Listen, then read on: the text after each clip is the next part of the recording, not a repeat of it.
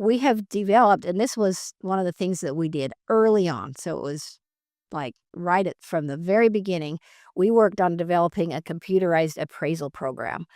And that was one of the things that made us, very different and better.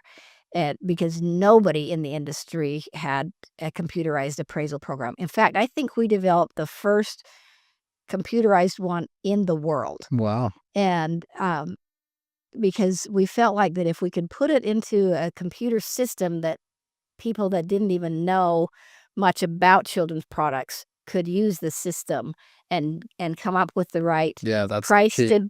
to sell it for and pay out Mhm. for the person that's selling it to us.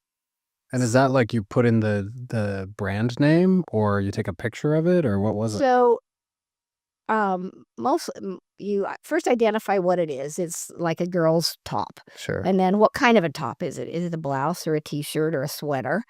And then you would, say, let's just say it's a sweater. And then you'd say, what size is it? And then you would kind of rank it. How good of a sweater is this? And so we had lists of brands that were lesser quality, Garanimals or Circo or, Sure.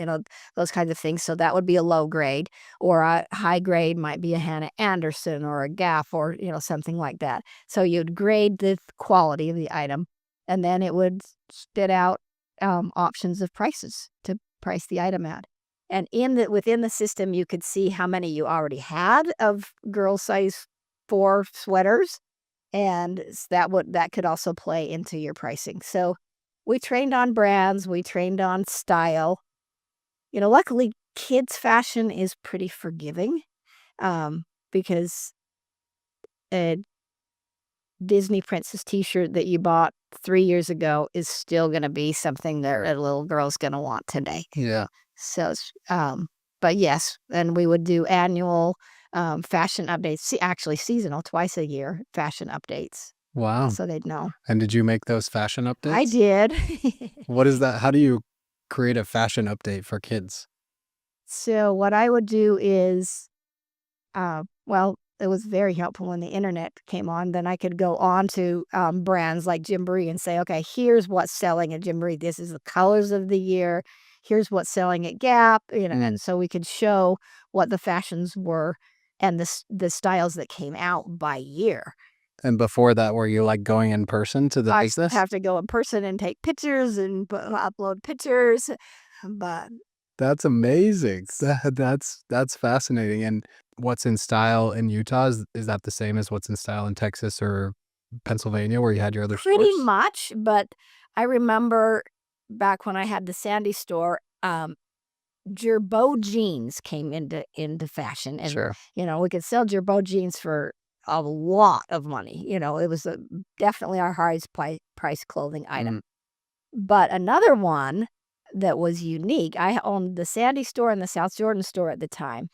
There was some little girl in 6th grade in some elementary school that told all of the kids in her school that Arizona jeans were the cat's meow. And so in my Sandy store, I could sell Arizona jeans for a much higher price than I could sell them across the freeway, barely 3 miles away in South Jordan. Wow. And so there are some slight market differences, but the cost of Arizona jeans to that mom who bought it originally is the same. They were sold in pennies here and sold in pennies there, and the cost was the same. Wow. It's really two things strike me. First, I'm in awe at the foresight of the computer program. Because if you hadn't been planning to franchise, maybe you wouldn't have even thought of that. It's just, it lives in your head. It's the founder magic. It's just like, oh yeah, I kind of know what to price this at. But the second one is how many trends you must have seen come and go in your 30 plus years of being in business.